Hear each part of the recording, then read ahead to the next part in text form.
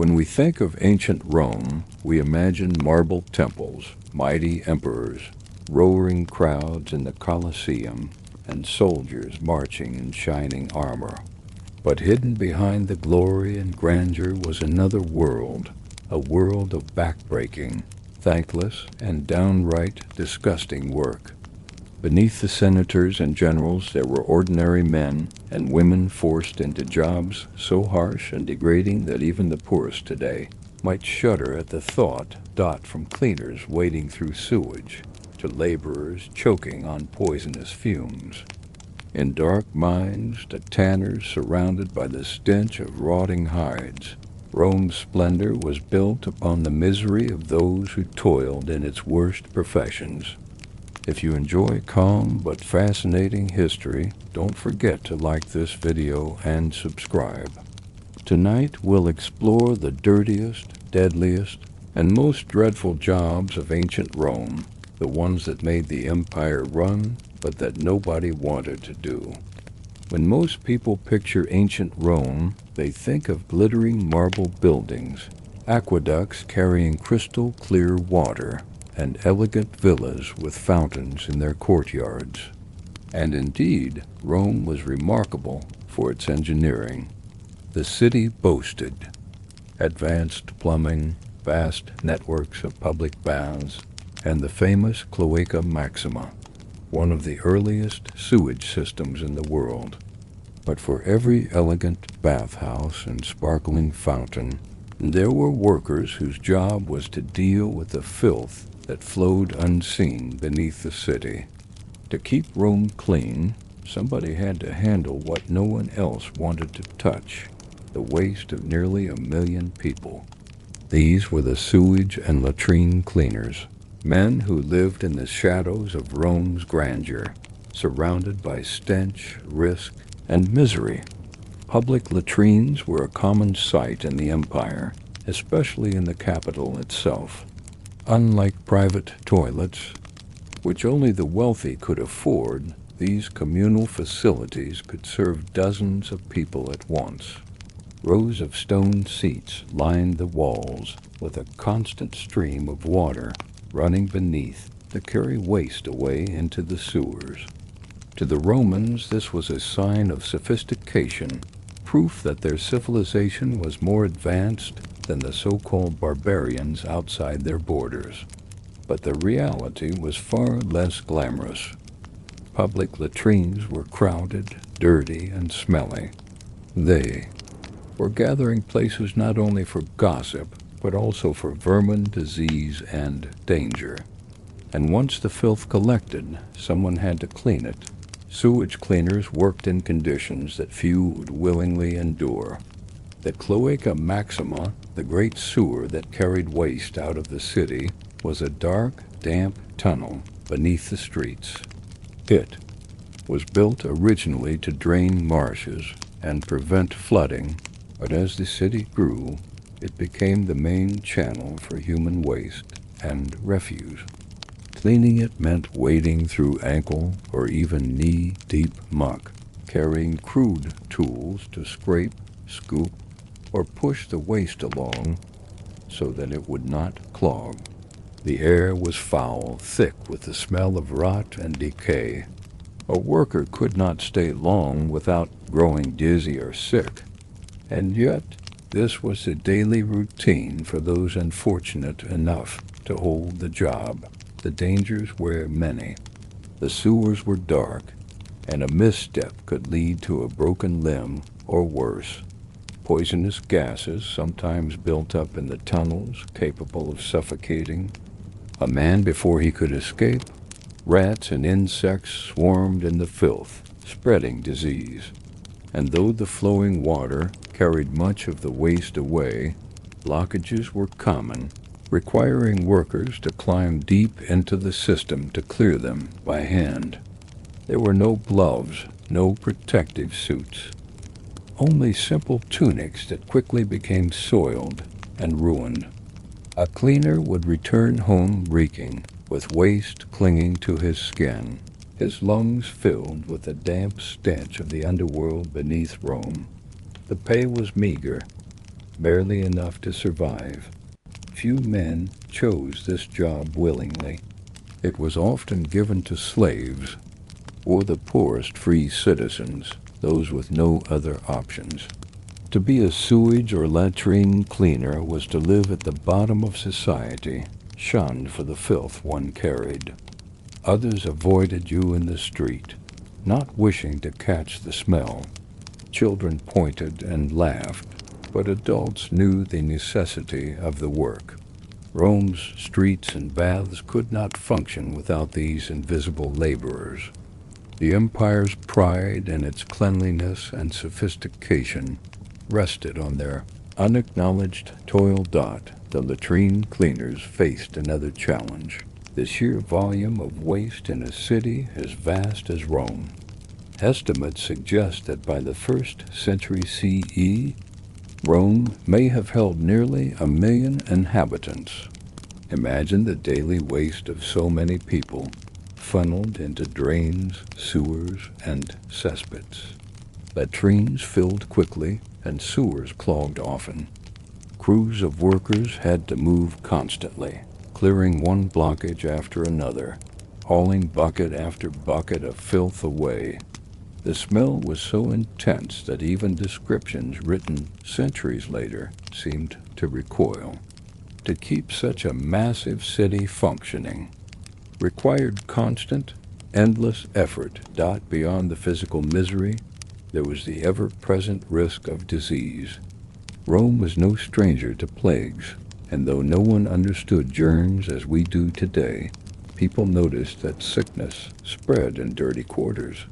To work daily among sewage was to court illness, and many cleaners suffered shortened lives. Dysentery, fevers, and infections were common companions. Yet the work went on, day after day, year after year, because it had to.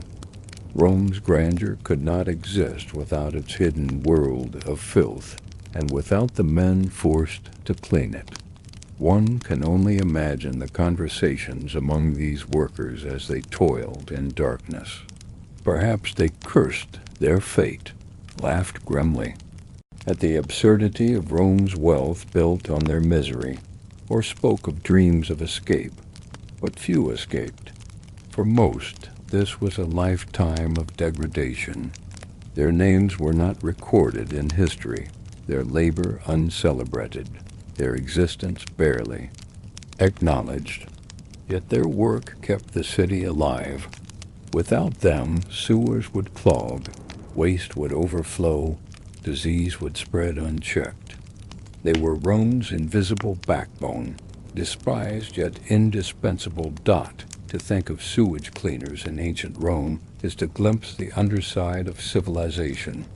The marble temples and bustling forums were possible only because someone waded through, filth out of sight. The senators debating policy, the generals celebrating triumphs, the emperors basking in glory, all of them relied, unknowingly or uncaringly, on the anonymous men working in the Cloaca Maxima. It is a reminder that behind every empire's grandeur lies unseen labor, often performed by those with the least voice, the least freedom, and the least dignity. In the end, the sewage and latrine cleaners of Rome held one of the absolute worst jobs in history. It was dangerous, degrading, and thankless. It offered no honor, no respect, no escape. Yet it mattered. Without them, the city would drown in its own waste. And so, while Rome's poets sang of heroes and emperors, while its historians wrote of battles and conquests, the quiet, filthy labor of these men carried on, forgotten but essential. They may not have worn laurels or wielded swords, but their work was as necessary to Rome's survival as any general's victory. When we think of clean, crisp clothing in the Roman world, we might imagine flowing white togas gleaming in the sunlight, or fine tunics neatly pressed for the forum. Romans were proud of their appearance. Their clothing was a symbol of status, wealth, and dignity. But behind every spotless toga and every freshly brightened tunic was a job so foul, so unpleasant, that it stands among the worst in all of ancient Rome. These were the fullers, the men whose work was to clean clothes not with soap, but with human waste. To understand the work of a fuller, one must first know how Romans treated clothing. Wool was the most common fabric, used for everything from everyday tunics to the elaborate togas of senators. But wool does not stay white or soft without treatment. It collects dirt, oil, sweat, and grime. For the wealthy, it was essential to keep garments spotless, not only for comfort, but for reputation. Appearances mattered deeply in Roman society, and no citizen of standing could be seen in soiled clothing. That is where the fuller came in. The fuller's workshop, or fulanica, was one of the most unappealing places in the city. Rows of tubs or vats stood ready, filled not with soap and water, but with stale human urine. To the Roman mind, urine was not waste, but a useful resource, for it contained ammonia, which acted as a natural cleaning agent. Buckets were placed on street corners for citizens to relieve themselves, and the contents were collected and delivered to the fullers. The smell of such workshops must have been overpowering, sharp and acrid, clinging to every surface and every breath. Yet this was the raw material of the fuller's trade. The process of cleaning garments was as grueling as it was disgusting. Workers would place soiled tunics or togas into vats of urine and water, then step inside barefoot. They stomped and trampled the fabric with their legs, much as grapes are crushed in winemaking.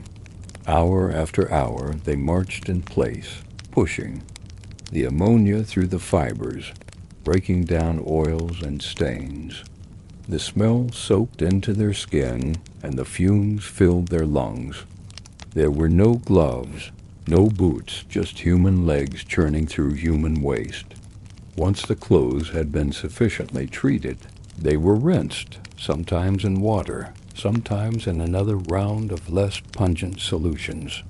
Clay or chalk might be applied to brighten the whites, giving togas their famous gleam. Finally, the garments were stretched, dried, and pressed, often with hot irons, to restore their shape. The wealthy could then parade in spotless attire, admired for their refinement, while the fullers who made it possible returned home stinking of ammonia, their bodies aching from hours of trampling. Fullers held an odd place in Roman society. On one hand, they were essential. No other profession so directly contributed to the image and dignity of Rome's elite. Senators, magistrates, and citizens relied on them constantly.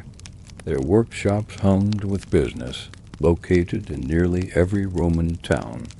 In Pompeii, archaeological remains reveal entire streets lined with fulanicae, the air heavy with their acrid odor. On the other hand, fullers were despised for the filth of their trade. They were considered unclean, their work degrading, their presence unwelcome in polite company. Children mocked them, the wealthy ignored them, and yet everyone depended on them. The job was not only unpleasant, but also unhealthy. Constant exposure to ammonia burned the eyes and irritated the skin. Workers developed sores, rashes, and respiratory problems. The labor of trampling garments for hours was exhausting, leaving legs swollen and muscles sore. Few fullers lived long, healthy lives. Yet there was always demand for their services, and those with no other means of livelihood found themselves in the vats day after day. The irony of the fuller's profession is striking. The Romans, so proud of their sophistication, so eager to distinguish themselves from the so-called barbarians, relied on one of the foulest methods imaginable to maintain their image. Behind every gleaming white toga was a man ankle-deep in waste, pounding the fabric clean. Behind every display of refinement was a workshop stinking of urine. The grandeur of Rome's appearance was literally built upon the labor of those condemned to the worst of tasks. And yet, in a strange way, fullers were craftsmen. They knew the secrets of fabric, the right balance of liquids, the proper pressure to restore softness. Their skill ensured that garments emerged spotless, bright, and durable. They worked not only with ordinary tunics, but with the most elaborate clothing of the elite. They held knowledge passed down through generations, even if that knowledge came at the cost of dignity. Their trade was respected in necessity, if not in honor. Imagine walking past a fuller's workshop in Pompeii before the eruption of Vesuvius. The streets were bustling with carts and voices, but as you neared the Falonica, the air grew sharp and sour. From within you would hear the rhythmic stomping of feet, the slosh of liquid, the murmurs or grunts of men at work. Garments hung. From racks to dry, chalk dust floated in the air, and vats steamed with the unmistakable smell of ammonia. For those inside, it was another day of labor. For those outside, it was a reminder that civilization's finery always had a price. The fuller's profession captures perfectly the paradox of ancient Rome. It was a world of elegance and squalor, of brilliance and misery, of refinement built upon degradation. The senators who debated in the forum and the emperors who paraded in triumph wore garments that were the product of human suffering, of men stomping for hours in tubs of waste. Rome's glory was never separate from its filth. The two were intertwined, in the end. The fullers of Rome held one of the worst jobs in the empire. It was smelly, exhausting, degrading, and unhealthy. It earned little respect, even as it served the powerful. Yet without them, the image of Rome would have been tarnished, its togas yellowed and stained, its reputation dimmed. The empire's dignity rested on their misery, and though history rarely remembers them, their labor clung like the smell of ammonia to the very fabric of Roman life. If the fullers of Rome were known for stomping garments in vats of urine, then the tanners were infamous for something just as foul, the unbearable stench of animal skins in every stage of decay. Leather was essential to Roman life, used in sandals, belts, armor, harnesses, water bags, and countless tools. Every soldier marching across the empire wore boots of leather. Every household used straps and bindings made from it. Yet before leather could be useful, raw animal hides had to be stripped, cleaned, softened, and preserved. This long, filthy, and nauseating process fell to the tanners, whose work condemned them to one of the most degrading jobs in the empire. A Roman tannery was not a pleasant place to visit. Located deliberately outside the city center sometimes, beyond the walls themselves, these workshops were avoided by respectable citizens because of the stench. Archaeologists who have uncovered remains of tanneries in Pompeii and other Roman towns find evidence of pits, vats, and tools all arranged for the gruesome labor of transforming raw hides into usable leather. The smell must have been overwhelming, a mixture of rotting flesh, animal fat, urine, smoke, and harsh chemicals. Even in an era accustomed to strong odors, the tannery was infamous. To live near one was to endure misery. To work inside was worse. The process began with freshly skinned hides brought from slaughterhouses. These hides were bloody, greasy, and crawling with the beginnings of decay. The first task of the tanner was to remove every scrap of flesh and fat clinging to the skin. Using blunt knives, workers scraped and hacked, peeling away layers of tissue. It was exhausting, repetitive work, leaving arms sore and shoulders aching. The smell of blood mixed with the summer heat, attracting flies in swarms. A hide was heavy and difficult to handle, and many workers suffered injuries from slips of the blade or from hauling the sodden skins. Once cleaned of flesh, the hides had to be soaked to loosen the hair, and here, as with fullers, the Romans turned to urine as a powerful agent. Hides were immersed in vats of stale urine or lime solutions, which burned away the hair and made the skins easier to scrape. Workers waded into the pits to stir and shift the hides, their skin raw from exposure to chemicals. The smell was sharp and acrid, stinging the eyes and lungs. After days of soaking, the hides were lifted out, slippery and slimy, and scraped, again to remove loosened hair. But the process was only beginning. To prevent rot, the hides had to be treated with substances that preserved and hardened the material. In Rome, this often meant soaking them in mixtures of animal dung, water, and plant matter like oak bark, which contained tannins. The hides sat in these pits for days or weeks, absorbing the chemicals, while workers stirred and shifted them with poles or bare hands.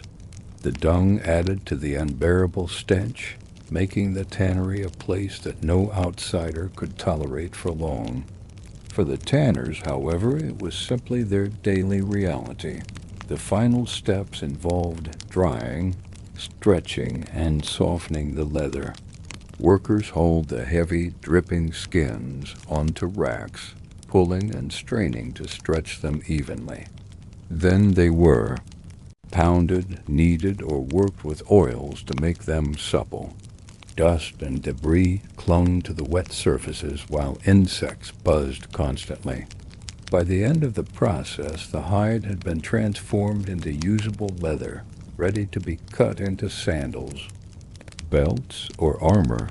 For the consumer, leather was durable, reliable, and even prestigious. For the tanner, it was the product of back-breaking, filthy labor that left the body sore and the skin reeking. Tanners occupied one of the lowest rungs of Roman society. Their work was considered degrading, their smell unbearable, and their presence unwelcome. Even slaves sometimes avoided the trade, for it was thought to taint anyone who performed it. The stench of the tannery clung to the workers no matter how much they washed, marking them in the streets. To meet a tanner was to know instantly what he was, for his odor betrayed him before he spoke. They were necessary but despised, providing materials without which Rome's armies and households could not function, yet never welcomed into respectable circles. The dangers of the job went beyond the stench. Prolonged exposure to chemicals damaged the skin and lungs. Cuts on the hands often became infected from contact with rotting flesh. Workers endured constant illness, shortened lifespans, and ruined health.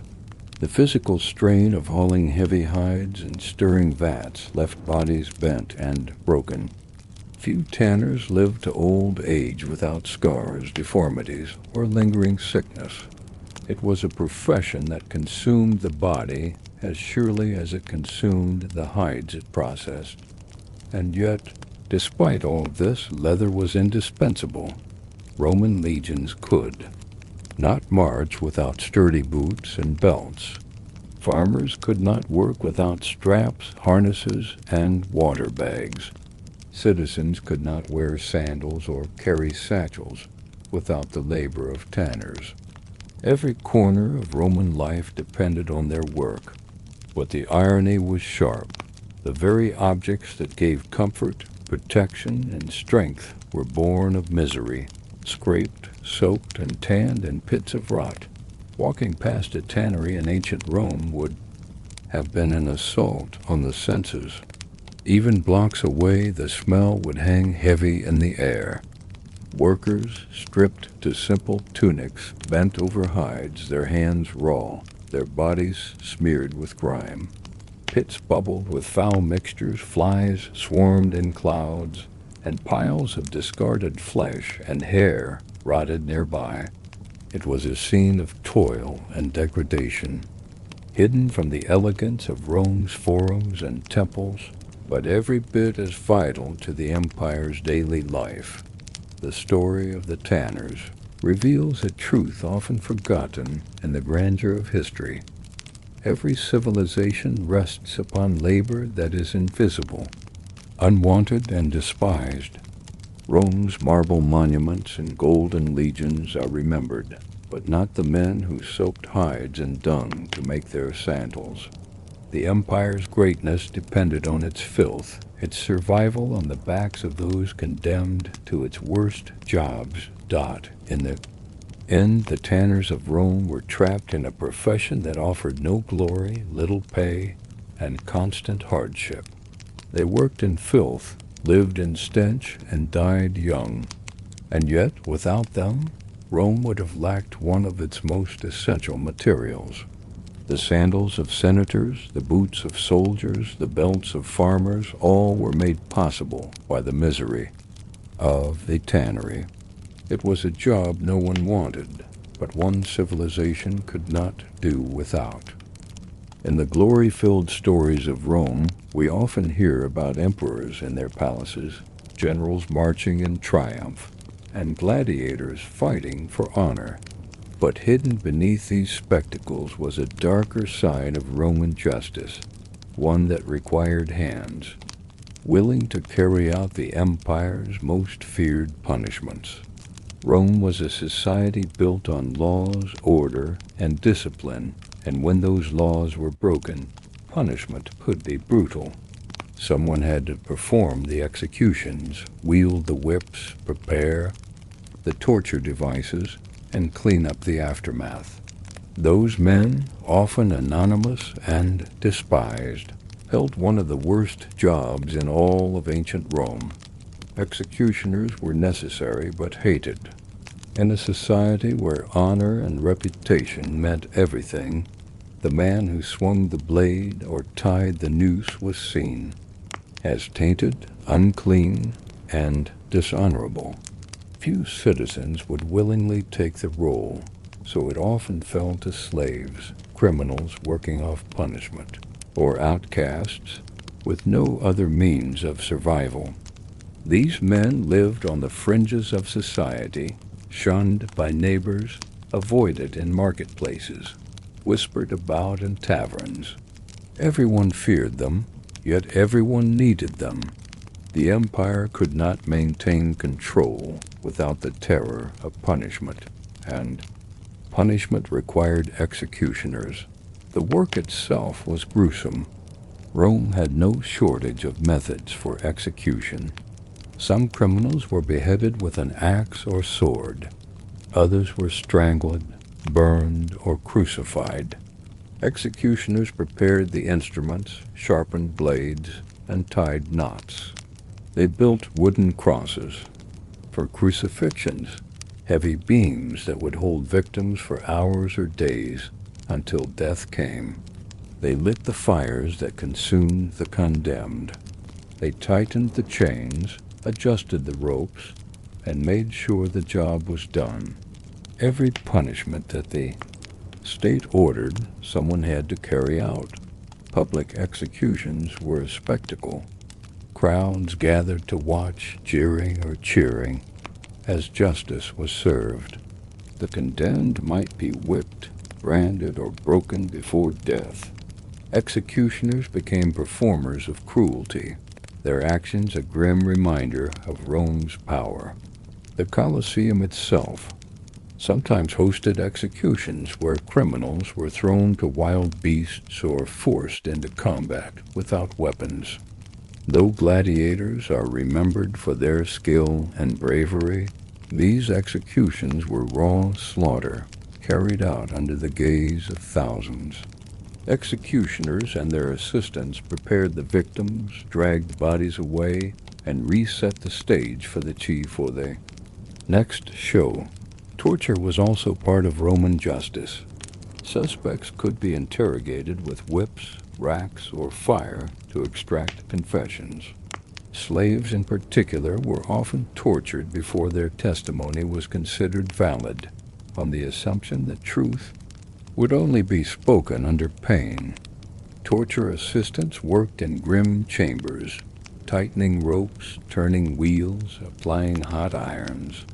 Their job was to cause pain on command, to serve the will of magistrates seeking answers. It was monotonous in its cruelty, repetitive in its brutality, and it marked those who performed it with infamy. The psychological toll of the job must have been immense. To spend day after day surrounded by suffering, to hear screams, to watch death, could not leave a man unchanged. Some executioners became hardened, indifferent, carrying out their duties with cold efficiency. Others may have been haunted, numbing themselves with drink or falling into despair.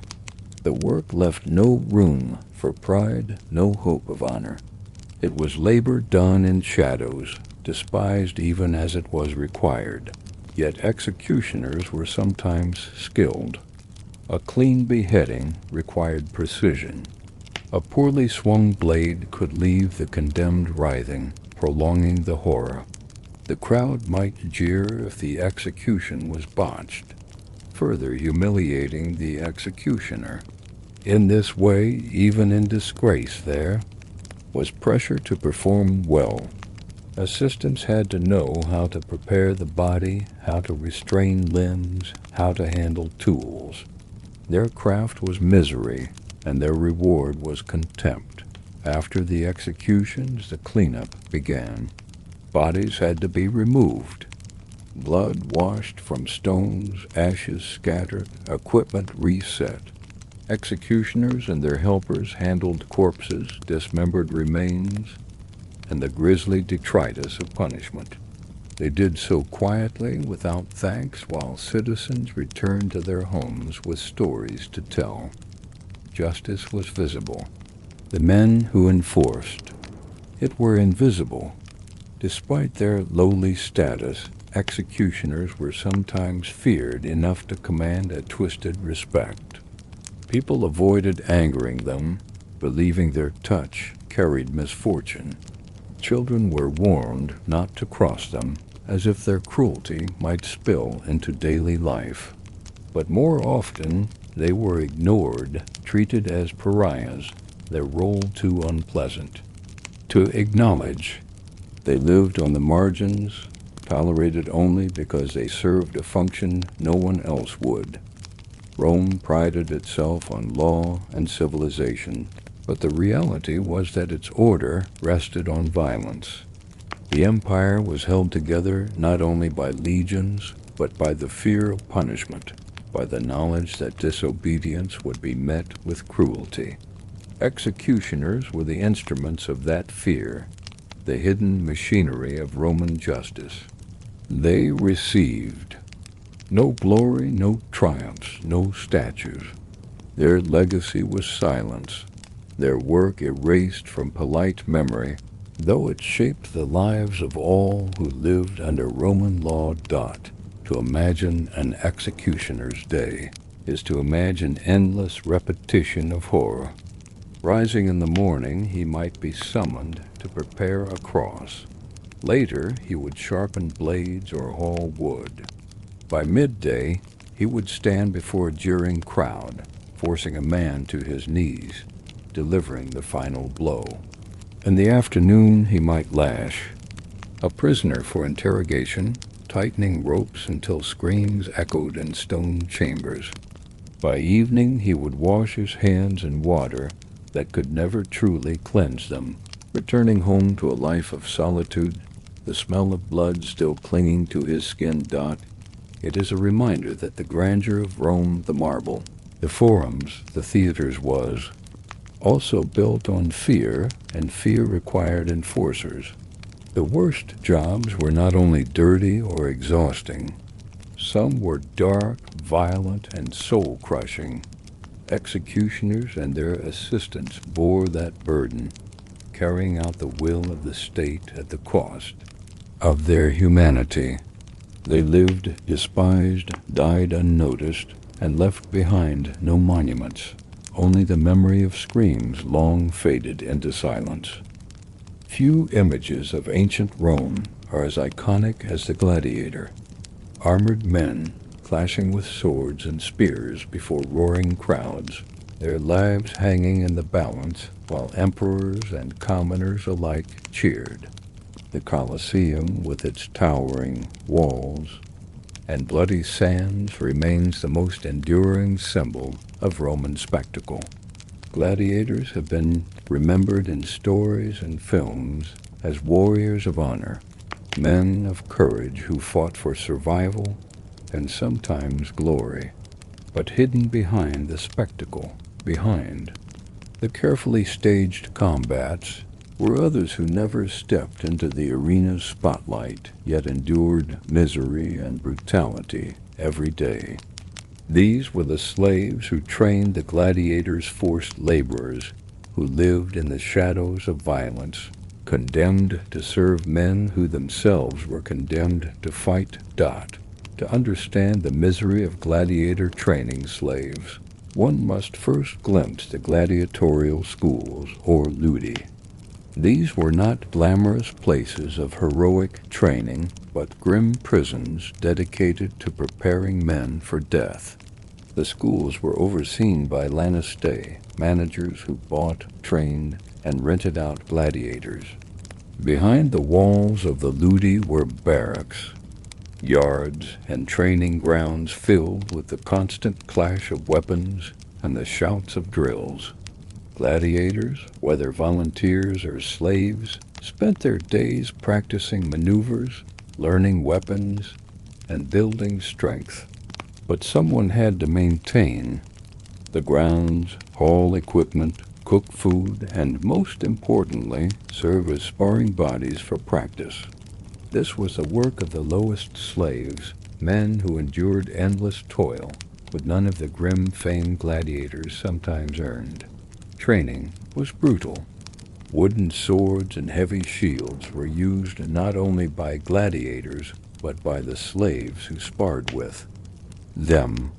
Day after day they stood in the dusty yards, battered by blows, ordered to fight until their bodies ached and bruises covered their skin. Unlike the gladiators themselves, they were never meant to improve, never meant to stand in the arena. Their role was to be beaten down so others could grow stronger. They absorbed the mistakes of trainees, endured the strikes of weapons, and fell to the ground so that real gladiators could learn how to kill. Injuries were common: broken bones, cuts, concussions, but medical care was minimal. If a training slave could no longer perform, he was discarded. The work extended beyond sparring. Gladiator schools required constant maintenance. Weapons sharpened, armor polished, sand raked in the training yards. Slaves hauled water, carried wood, and prepared food for the fighters. They washed clothes soaked with sweat and blood, repaired broken gear, and cleaned wounds that oozed infection. They worked long hours, rising before dawn to prepare the grounds and collapsing at night, their bodies sore and filthy.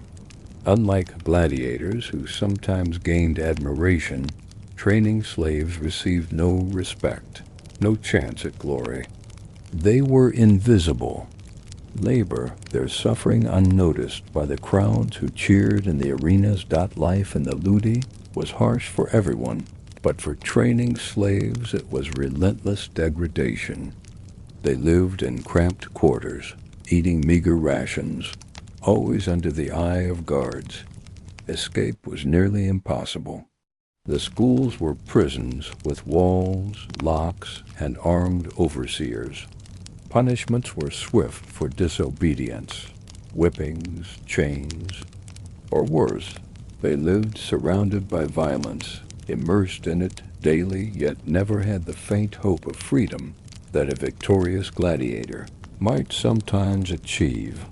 The psychological burden was immense. To live in a place where death was entertainment, to hear constantly the clash of weapons and the cries of men preparing for slaughter must have weighed heavily on the mind. Training slaves were reminded daily that they were expendable, less than men in the eyes of those who commanded them. They had no identity beyond their labor, no recognition beyond their ability to serve as punching bags, cleaners, and caretakers. Even other slaves sometimes looked down on them, for their lives were tied so closely to the filth and cruelty of the games. The irony of their suffering is sharp. Rome's elite reveled in the spectacle of gladiators, praising their bravery and skill, treating the games as symbols of Roman power and culture. Yet none of it was possible without the invisible misery of the training slaves. Every dramatic clash in the arena was rehearsed in the yards of the ludi, where nameless men endured countless blows. Every polished helmet that gleamed in the sun was cleaned by hands that trembled with exhaustion. Every triumphant gladiator carried within his strength the bruises and labor of those who had trained him. The audience never saw this hidden layer of suffering, but it was there, woven into the fabric of the games. Imagine standing in a gladiator school at dawn. The air is heavy with the smell of sweat, iron, and dust. Slaves rise from hard wooden benches, their eyes weary, their bodies sore. As the sun rises, they march into the yard to face wooden swords. Blows rain down upon them, not because they are enemies, but because they are tools for the training of others. Later, they haul buckets of water, scrub weapons, or sweep, sand stained with blood. By evening, they collapse, too tired to speak, too weary to dream. And in the distance, the Colosseum looms, waiting for the men they helped prepare to die before the crowd. In the end, the training slaves of Rome held one of the worst jobs imaginable. It was brutal, degrading, and endless, a cycle of violence and labor with no reward. They did not fight for glory, they did not die as heroes, they did not win freedom. Their existence was one of invisible suffering, hidden behind the bright lights of Rome's most famous spectacle. While the crowds roared for the clash of gladiators, the training slaves remained in the shadows, bruised and broken, the forgotten foundation of Rome's bloodiest entertainment. Rome, the shining capital of the ancient world, was a city of life, bustle, and grandeur. Its streets rang with the sound of merchants, senators, and soldiers.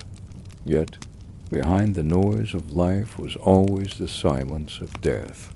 In a city of nearly 1,000,000 people, death came every day, sometimes quietly in homes, sometimes violently in the arena, sometimes in great waves when plague or famine swept through.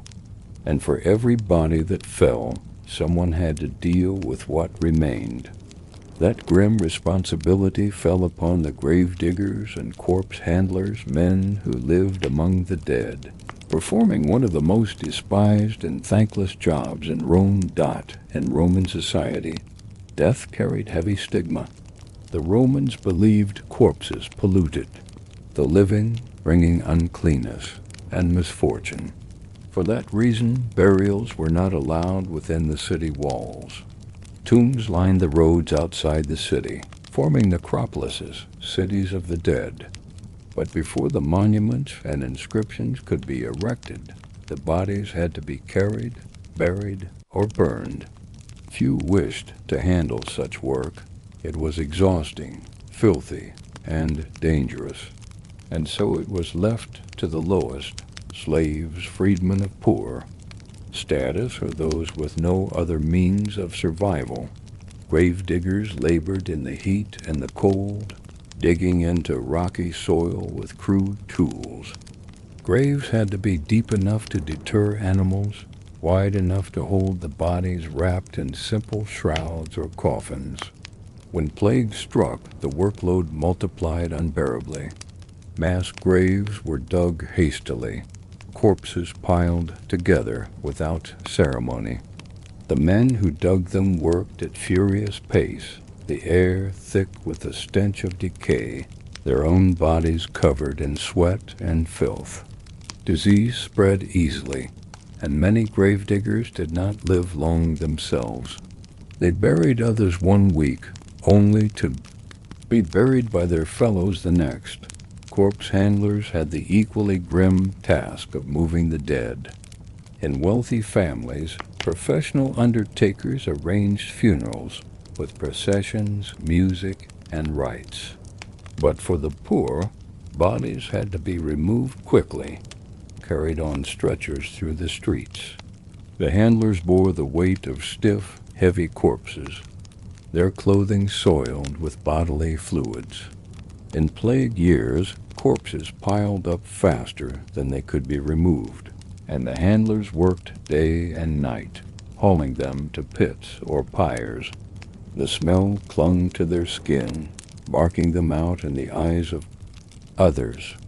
People recoiled when they passed, as if death itself walked beside them. Cremation was common in early Rome, and corpse handlers tended funeral pyres, stacking wood, placing bodies upon it, and lighting the flames. They stood by as flesh burned, the smoke filling the air with an acrid, unforgettable stench. Ashes had to be collected, bones gathered, urns prepared. For the wealthy, this was done with some care.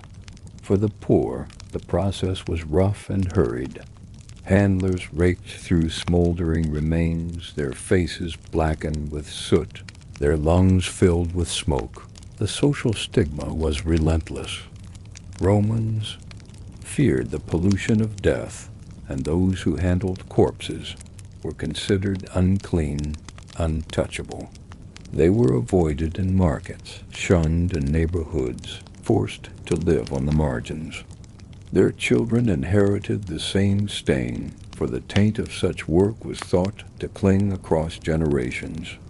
These men did not belong to guilds of craftsmen or communities of farmers. They belonged to the silent, despised world of the dead. Their work was indispensable. Without them, Rome would have drowned in its own mortality. 1,000,000 lives meant 1,000,000 deaths, and someone had to clear the bodies, dig the graves, tend the fires. The grandeur of Roman life, the splendor of its monuments, depended on the hidden labor of those who managed death. The senators could debate, the generals could conquer, the crowds could cheer, but all of it stood on the quiet toil of men who ensured that the dead were laid to rest and the living were not overwhelmed by rot. Imagine walking at dusk along the Appian Way, past tombs that lined the road. Statues and inscriptions honored the great, their names carved into stone. But nearby, hidden from view, grave diggers bent over their work, their hands blistered, their backs bent, lowering another body into the earth. They did not receive inscriptions. Their names were not carved. They passed through life unnoticed, except for the stench that followed them. Their monuments were the graves they dug for others, their legacy buried in silence. The psychological toll must have been immense. Day after day, to lift corpses, to dig graves, to breathe in the odor of death. Such labor could grind away at the spirit.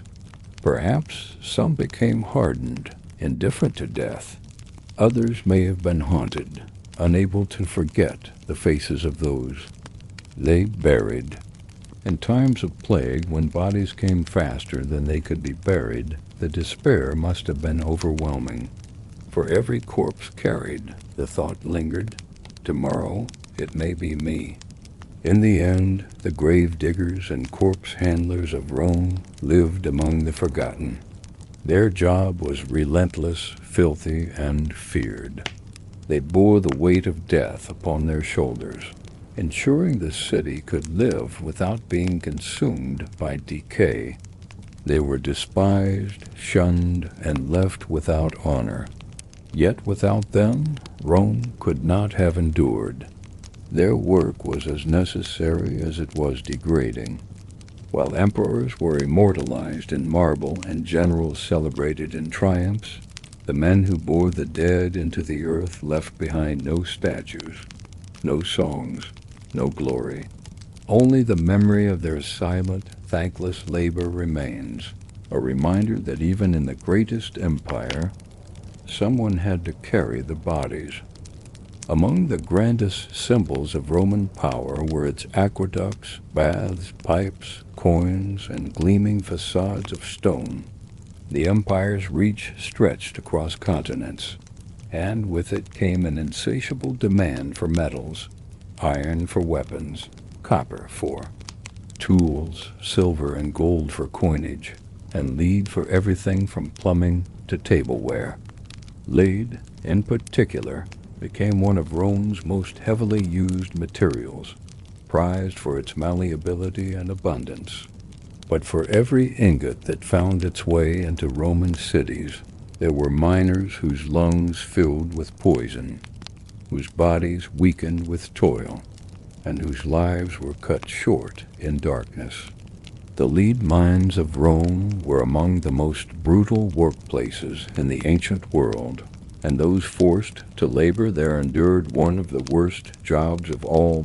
Mining in Rome was rarely done by choice. Free citizens avoided such work whenever possible. Instead, it fell upon slaves, prisoners of war, and criminals sentenced to the mines as punishment.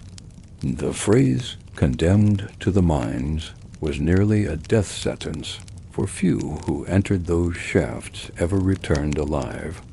The mines were not simply workplaces, they were prisons carved into the earth, where daylight was rare and escape impossible. The labor was unending. Workers descended into narrow shafts, sometimes barely wide enough to crawl through. Torches sputtered in the stale air, filling the tunnels with smoke and shadows. With crude picks and hammers, men hacked at the stone, their bodies bent in cramped spaces, their muscles trembling with strain. Dust filled the air with every strike, coating skin, eyes, and lungs. Breathing was agony. Each inhale carried particles of lead that slowly poisoned the body. The symptoms of lead poisoning were well known, though not understood in scientific terms. Miners grew weak, their joints stiff, their stomachs racked with pain. They suffered headaches, tremors, and confusion. Many went mad. Their skin turned pale, their teeth decayed, their bodies wasted. Few lasted long, and fewer still left the mines alive. Death came slowly from poison or swiftly from accidents, tunnels collapsing, rocks falling, shafts flooding. The conditions above ground were scarcely better. Smelting furnaces belched thick fumes, as ore was melted to separate lead from stone. Workers shoveled fuel into fires, raked slag from molten pools, and inhaled clouds of smoke laced with deadly toxins. The heat was unbearable, the work endless. Those who survived the shafts often succumbed to the fumes of the furnaces. Every stage of lead production carried misery. The social stigma of mine labor was profound. Miners were seen as the lowest of the low, beneath even other slaves. To be condemned to the mines was to be erased from society, lost in darkness, unworthy of remembrance. Families mourned such sentences as though they were executions. No honor awaited the miner, no gratitude, no recognition. Only exhaustion, suffering, and death dot, and yet the empire relied on them. Lead was everywhere in Roman life. Pipes carried water into homes and baths. Coins clinked in purses alloyed with lead. Roofs and gutters were lined with it. Amphorae sealed with it. Cosmetics and paints mixed with it. Rome's glittering surfaces, its flowing water, its imperial wealth, all were made possible by the misery of unseen miners gasping for breath in distant mountains. Every shining symbol of civilization carried within it the poison of their labor. Irony was that Romans themselves were slowly poisoned by their reliance on lead. The pipes leached toxins into drinking water. Cups and plates carried it into food. Cosmetics absorbed it into the skin. While wealthy citizens marveled at their luxuries, their health suffered quietly from the very metal that sustained their world. But the miners bore the worst of it, their lives consumed in a fraction of the years others enjoyed. Imagine standing at the mouth of a Roman lead mine. The air is thick with smoke from furnaces nearby. Men in chains shuffle past, carrying baskets of ore on their backs, their faces hollow, their eyes dull. From within the tunnels comes the sound of hammering, coughing, and the occasional cry of pain. A guard stands watch, whip in hand, ensuring no one falters. The sun above shines brightly, but the miners below will not see it for hours, perhaps days. Their world is darkness, dust, and poison. Their lives are measured not in years, but in how long their bodies can endure the strain dot in the end. The lead miners of Rome held one of the absolute worst jobs of the empire. It was not only degrading and exhausting, but also deadly, a sentence to pain and an early grave. They were nameless, faceless laborers, remembered only in the metal that flowed from their suffering. The empire's aqueducts, coins, and luxuries were built on their broken bodies. Rome celebrated its engineering marvels, but beneath the marble and stone lay tunnels of misery, where men coughed their lives away in darkness, poisoned with every breath. When we imagine the theaters of ancient Rome, we think of grand stages, sweeping masks, and packed audiences laughing, weeping, or gasping at the spectacle before them. Plays, music, dance, and performances of every kind filled the Roman world, bringing joy and distraction to citizens from the wealthiest elites to the humblest laborers. Actors, singers, dancers, and mimes lived in the spotlight, their names sometimes known to crowds, their gestures mimicked by children. Yet for all the attention they received, performers in Rome lived under one of the strangest paradoxes of the ancient world. They were both admired and despised. They enjoyed recognition, but were denied respect. Their lives were filled with applause, but they stood among society's lowest ranks. For many, The profession of performance was not a dream, but a curse, one of the absolute worst jobs in ancient Rome. The disdain for actors in Roman society came from deep-rooted attitudes. Romans valued seriousness, discipline, and dignity. Senators and magistrates were expected to embody gravitas, the solemn weight of authority. Actors, by contrast, were seen as frivolous, deceptive, and immoral. To act was to pretend, to live by illusion rather than truth. The very skills that brought actors fame, the ability to mimic, to exaggerate emotions, to hold attention, were considered signs of dishonor.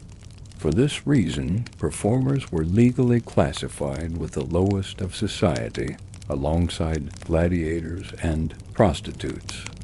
They were excluded from certain civic rights, barred from holding office, and their social standing was permanently tainted. And yet, audiences could not resist them. Roman theaters were often filled to bursting. Comedy, tragedy, mime, and pantomime drew massive crowds. Famous actors became household names, their performances discussed in forums and markets. But this attention was fickle and often cruel. A performer might be cheered one day, mocked the next, discarded when a new face appeared. Unlike senators who carried dignity for life or generals who won lasting triumphs, actors lived on the edge of disgrace. Applause was fleeting, and scorn never far away. The life of an actor was grueling. Rehearsals demanded constant repetition, with lines memorized and movements drilled. Costumes were heavy, masks hot and suffocating under the Mediterranean sun. Performances could stretch for hours, with actors expected to maintain energy and precision throughout. Failure meant humiliation, for audiences could be merciless. Booing, jeering, and throwing objects at disliked performers were common. A single misstep might ruin a career. Mimes and dancers fared even worse. Though popular, their art was considered vulgar, associated with crude jokes, obscene gestures, and scandalous behavior. Women in particular who performed on stage were stigmatized, their reputation irreparably tarnished. They might be admired for beauty or talent, but never respected as honorable citizens. Some achieved wealth, supported by patrons who enjoyed their company, but such relationships often reinforced the perception of shame. Fame came at the price of dignity. Traveling performers lived even harsher lives.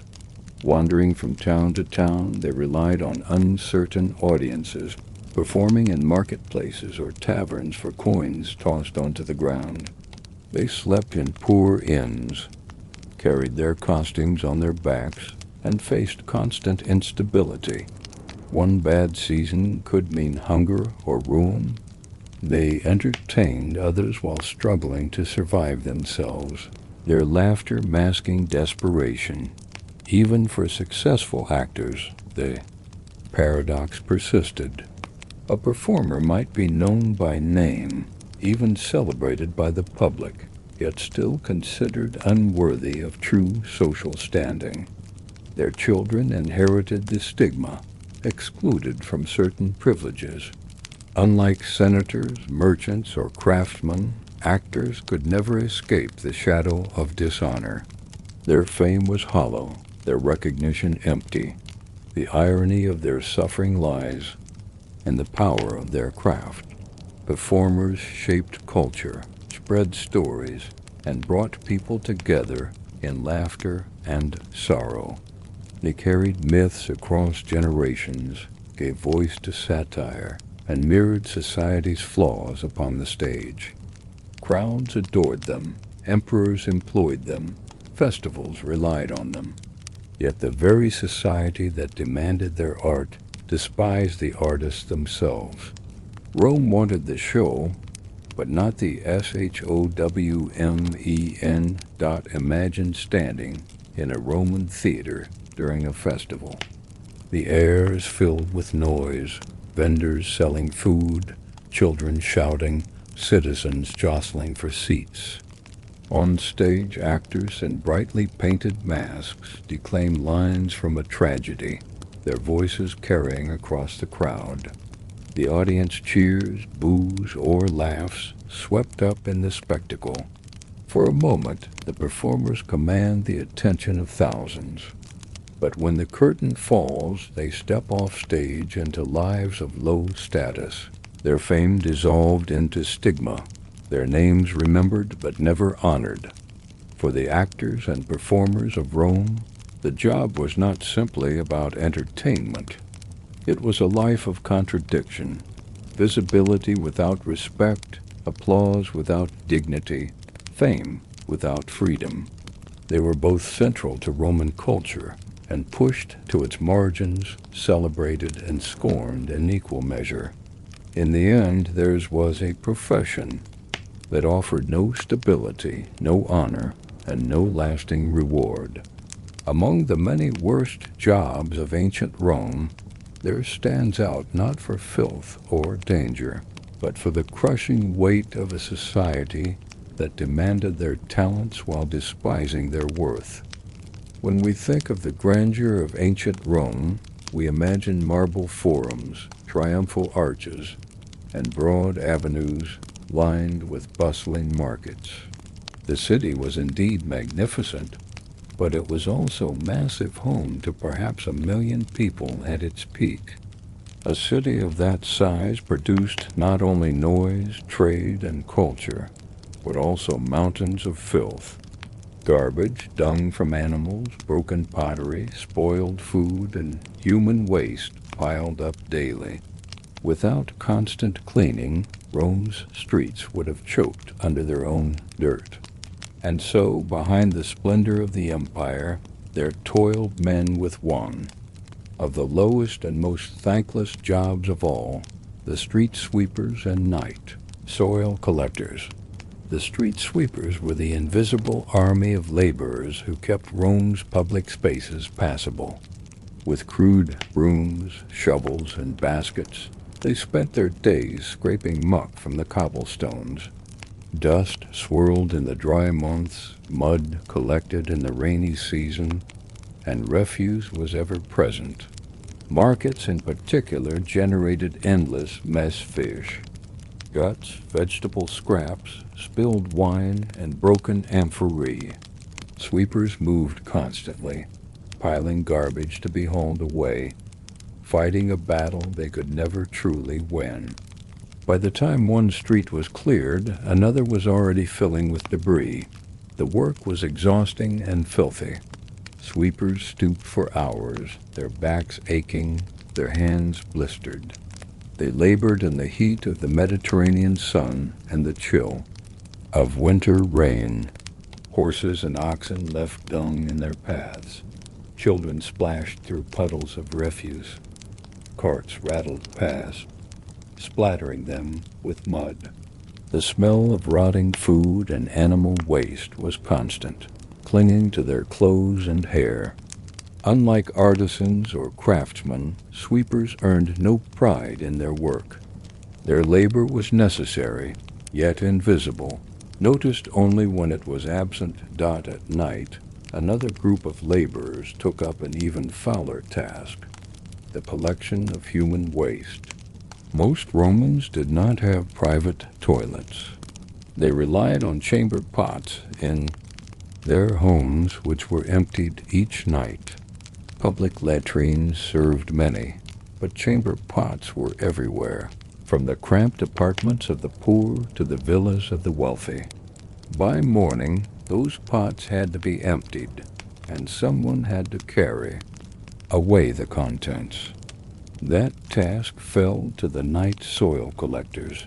These men moved through alleys and stairwells after dark, hauling buckets and barrels, their noses assaulted by the acrid stench of urine and feces. They emptied chamber pots into larger containers, sometimes spilling their burdens onto themselves, sometimes sloshing it onto the streets. From there, the waste was hauled to pits outside the city or used as fertilizer for fields.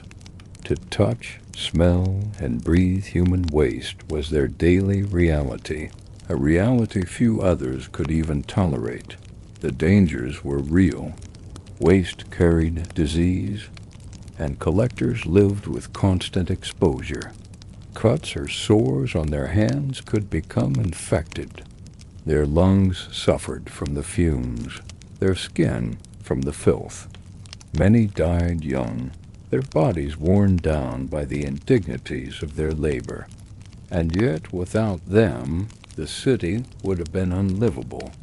Rome's marvels, the baths, the forums, the amphitheaters, could not function if waste piled high in every alley. Civilization itself depended on the most degrading of tasks. The social status of sweepers and collectors was abysmally low. They were avoided in public, mocked by children, and considered untouchable by the respectable. Their smell betrayed them, no matter how they washed. Few wanted to live near them. Fewer still wanted to marry them. They were invisible laborers, their humanity disregarded. And yet, ironically, their work mattered more to the health of the city than the pomp of senators or the decrees of emperors. They carried away the waste of the powerful, keeping Rome clean enough to function. Imagine standing in a Roman alley. At night, the lamps flicker, casting dim light on stone walls. A man lugs a heavy bucket from a tenement, his face weary, his tunic stained. The air is sharp with ammonia and rot. He empties the pot into a larger barrel, heaves it onto a cart, and trudges onward. No one thanks him. No one even looks at him. By dawn, the streets will be passable again, and the city will awaken as though its filth vanished by magic. The truth is that it vanished into the hands of men condemned to misery. The paradox of their lives was cruel. Rome celebrated its aqueducts, its fountains, its public baths, all symbols of cleanliness and refinement. But the true cleanliness of the city relied not on marble and engineering, but on the bent backs of sweepers and collectors. They did not stand in triumphal processions, they were not sung of by poets, but without them, the empire's capital would have drowned in its own waste. In the end, the street sweepers and night soil collectors of Rome held one of the absolute worst jobs in the empire. It was degrading, filthy, and dangerous. It earned no respect, no honor, no gratitude. Yet their labor was indispensable, the silent foundation upon which Roman life rested. They remind us that beneath the glory of every civilization lies work that no one wants to do, but that everyone relies upon. Rome's streets shone only because they suffered in the shadows. Rome is remembered for its engineering marvels, towering aqueducts that spanned valleys, fountains that poured fresh water into plazas, and bathhouses where citizens soaked in luxury. The city's water system was the pride of the empire, symbol of sophistication unmatched in the ancient world. Yet even with these wonders of stone and channel, water did not carry itself. Beneath the grand arches of the aqueducts and the gleaming marble of the baths, there were men whose daily toil made the miracle of running water possible for ordinary Romans. These were the water carriers, laborers condemned to haul heavy buckets through the streets, endlessly sweating under the Mediterranean sun, their lives marked by exhaustion and obscurity. Despite the aqueducts, not every household had direct access to flowing water. The wealthy, living in villas, might enjoy private fountains and cisterns. But the majority of Rome's population lived in cramped apartments, often several stories high, without plumbing. For them, water had to be fetched from public fountains, wells, or cisterns. And since families could not constantly leave their work to haul it themselves, a class of men made their living, or rather, barely survived by carrying water for others. The work was brutally simple. A carrier filled large clay jars or wooden buckets at a fountain and hoisted them onto his shoulders, his back, or onto a yoke stretched across his neck. Then he trudged through crowded streets, climbing stairs and insulae, those towering apartment blocks to deliver water to households. Each trip meant staggering under immense weight, the jar sloshing, the handle cutting into flesh. The labor never ended, for water was always needed, for cooking, washing, drinking, bathing. Summer was the worst. Under the blazing Roman sun, the carriers sweated as they hauled bucket after bucket, their tunics soaked through, their throats parched. They carried refreshment for others while often going thirsty themselves. In winter, the work did not relent cold. Winds cut at their hands, rain soaked the jars, and icy streets made their footing dangerous. A slip meant broken pottery, spilled water, and punishment or lost wages. The physical toll was immense. Years of hauling heavy loads bent spines, wore down joints, and left muscles permanently strained. Many carriers developed hernias, twisted backs, or broken bones from falls. Their shoulders were rubbed raw by the constant friction of yokes. Cuts and bruises from shattered jars festered untreated. Few lived long, healthy lives. They aged before their time, their bodies consumed by labor. The pay was meager. Wealthy households might employ carriers as slaves, giving them no wages. At all, only enough food to keep them alive. Freed men who took the work earned little, barely enough to rent a corner in a crowded apartment and buy coarse bread. They were seen as unskilled and lowly, their work essential but dishonored. Respectable citizens looked down on them, though they relied on their services daily. Socially, water carriers were nearly invisible. They were part of the urban background, like the sweepers or dung collectors, noticed only when absent. Children laughed at them, mocking their stooped backs or spilling jars. Neighbors avoided them, not because of smell, as with tanners or corpse handlers, but because of their association with drudgery. They embodied toil without dignity, endless effort with no reward. And yet, without them, Roman life would have ground to a halt. The aqueducts brought water to the city, but it was the carriers who placed it into kitchens, jars, and wash basins. The bathhouses where citizens lounged in luxury depended on carriers to move water from one part of the system to another. Markets required them to keep stalls clean, to rinse vegetables, to quench animals. The hum of the empire's daily life rested on their bent shoulders, though no one applauded them for it. Imagine a carrier's day. At dawn, he makes his way to the nearest fountain, jostling with others in the crowd. He fills 2 heavy jars, balances them across his yoke, and begins the climb to a 3rd-floor apartment. The stairs are narrow, the air thick with cooking smoke. By the time he reaches the door, sweat drips from his brow, his breath ragged. He delivers the jars, collects a few coins or a crust of bread, and turns back for another load. The cycle repeats dozens of times a day until his legs tremble and his back screams in pain. When night falls, he collapses on his straw mat, knowing tomorrow will be no different. The paradox of his life is stark. Rome's poets praised the aqueducts. Its architects carved their names into stone. Its emperors claimed credit for fountains and baths. But none of them carried water up the endless stairs of Insulae. None of them staggered under the weight of jars. The true lifeblood of Rome flowed not only through aqueducts, but through the aching shoulders of nameless carriers, men who were never honored, never remembered, yet upon whom the city's survival depended. In the end, the water carriers of Rome held one of the empire's absolute worst jobs.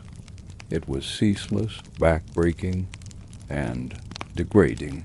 It offered no honor, little pay, and no escape. They were condemned to endless labor under the weight of clay jars, their lives consumed in service to others, while emperors basked in fountains and citizens lounged in baths. The carriers trudged through streets, sweating and straining, forgotten by all but the water they delivered.